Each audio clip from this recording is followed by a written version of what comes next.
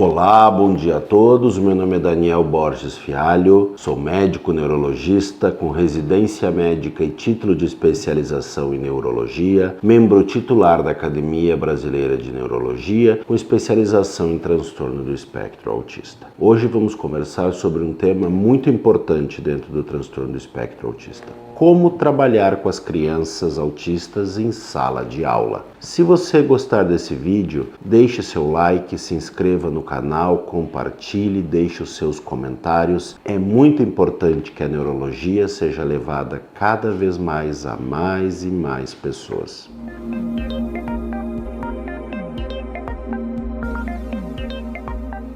Hoje vamos conversar sobre um tema importante. Quais são e como é a melhor forma de trabalhar com crianças autistas dentro da sala de aula? Nós vivemos um momento onde temos cada vez mais e mais crianças com transtorno do espectro autista. Os diagnósticos estão sendo feitos, diagnósticos que não eram feitos antigamente. A ampliação dos critérios diagnósticos também levou a um maior número de diagnósticos de crianças com transtorno do espectro autista e, portanto, temos hoje uma proporção de mais ou menos uma criança autista para cada 36 crianças. Ou seja, dentro de uma sala de aula com 36 crianças, por exemplo, teoricamente uma seria autista. Uma escola que tem 600, 700 crianças deve ter em torno de 15 a 20 crianças com transtorno do espectro autista. Então é importante que cada vez mais nós, enquanto sociedade e os professores, consigam manejar, consigam lidar com essas crianças autistas dentro da sala de aula e dentro da escola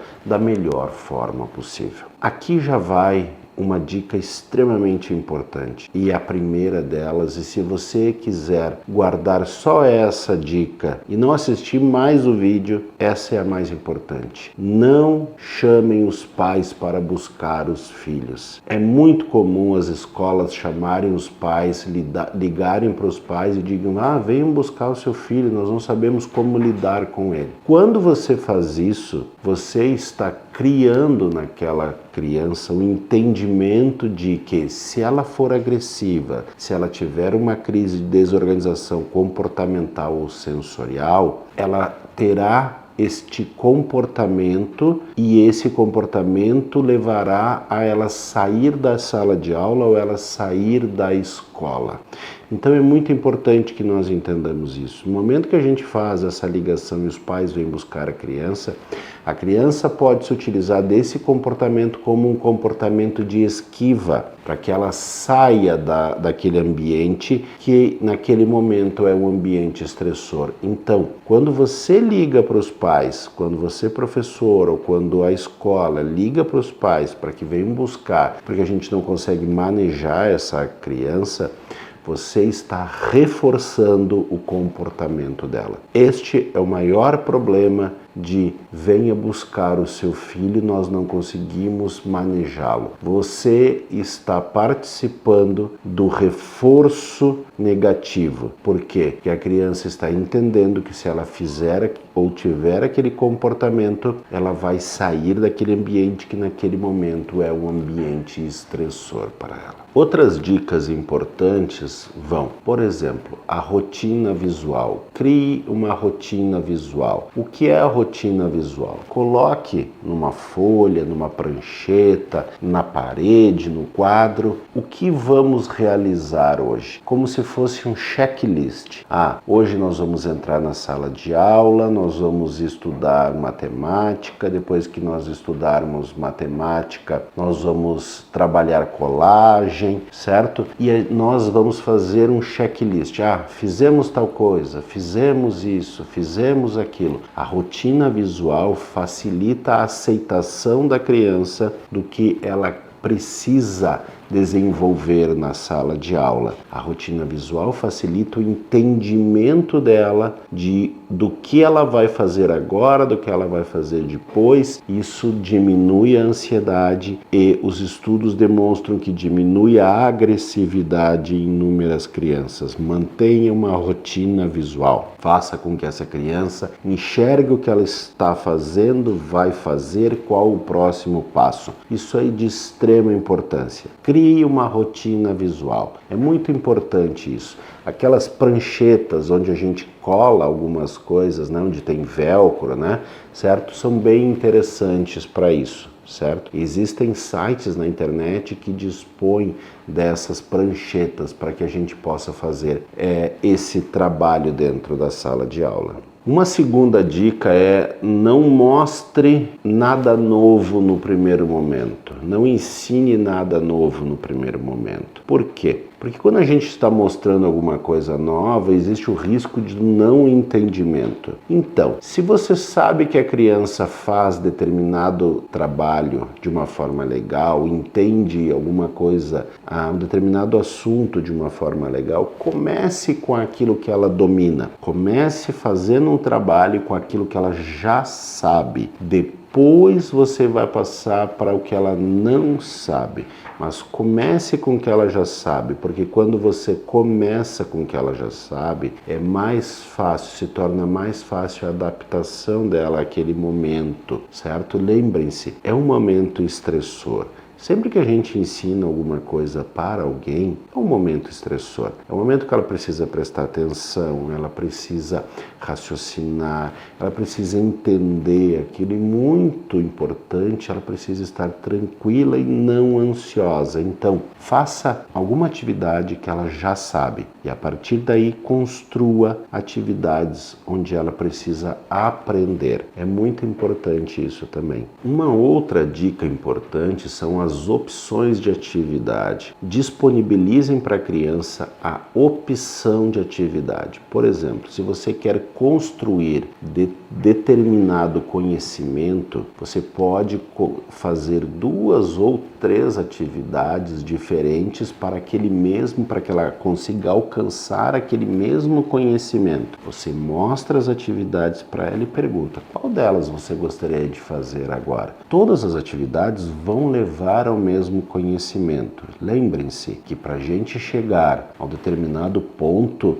nós podemos ter várias rotas. Quando você dá essa opção de escolha, você diminui a ansiedade e você diminui a chance de termos episódios de agressividade. Dê essa opção de atividade. Desde que as atividades cheguem ao mesmo conhecimento, você pode fazer isso. Disponibilize isso. Muitas vezes a criança vai optar por fazer as 3 ou por fazer as 2 que você ofereceu. Mas ofereça a ela. Quando você oferece a ela, é uma escolha dela. Ela diminui a ansiedade naturalmente com isso. Se não temos ansiedade, o nosso risco de termos agressividade ele se torna muito menor. Uma outra dica é intercalar as aulas com intervalos maiores. Utilize reforços positivos. Exemplo, de novo, as pranchetas, né? Estrelinhas ou um certo? Toda vez que a criança for fazendo alguma coisa legal, vá construindo, né, uma visualização do que ela está fazendo, digamos assim, do ponto de vista assertativo. Você já fez isso, que legal, você já fez aquilo também. Quando você fizer isso aqui, nós vamos sair um pouco e vamos ir para o recreio. Né? Você pode levar a criança para o recreio mais cedo, né? Você pode fazer um trabalho, por exemplo, com ela em outra sala onde ela gosta também de determinado trabalho que existe em outra sala. Ou vamos vamos realizar essa tarefa agora e depois nós vamos fazer um trabalho com massa de modelar, que é por exemplo, uma textura que a criança gosta. Utilize esses reforçadores também para isso. Utilize intervalos maiores, não intervalos em tempo maior, mas em número. Faça trabalhos mais curtos com intervalos maiores. A aceitação vai ser melhor e vai diminuir a chance de um comportamento negativo também. Lembre-se disso, intervalos maiores. Faça intervalos maiores. Uma nova dica está para o manejo inicial dos episódios de desorganização, das crises comportamentais, né? A criança, quando ela vai iniciar uma crise comportamental, ela dá sinais de que ela está entrando em crise. Por exemplo, ela para o trabalho, ela começa a se agitar e a partir daí ela começa a ficar mais agressiva e depois entrar em uma crise comportamental, certo? Então, você precisa antecipar esses fatos.